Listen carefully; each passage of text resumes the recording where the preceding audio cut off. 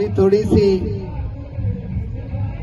इस 1000 साल से भी पुरानी संस्कृति के वाहक हम सम्राट मिहिर भोज की संतान बात कर रहे थे कि लोग तमाशों में बहुत इकट्ठे हो जाते हैं, लेकिन हर तमाशे के पीछे एक विचार तो होता है। और शायद वो जो एक विचार है जिसने हमको इस स्टेज पर अमेरिका से लेके भारत तक जोड़े रखा है, वो डीएनए है गुर्जर प्रतिहार वंश का। गुर्जर प्रतिहार वंश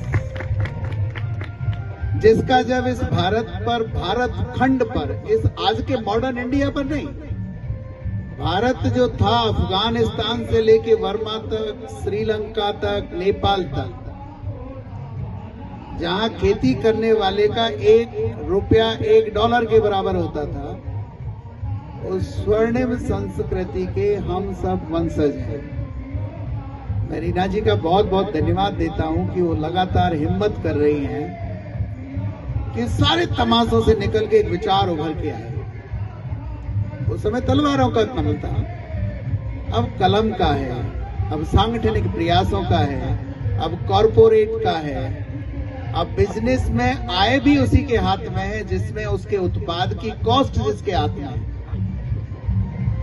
बहुत सिंपल से वे में एक किसान है, चूंकि हम सब फार्मर फैमिली से हैं,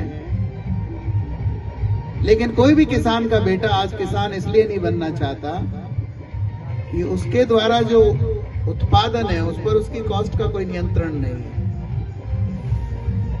इसलिए हम कहीं ना कहीं सब शहरों में आ गए हैं।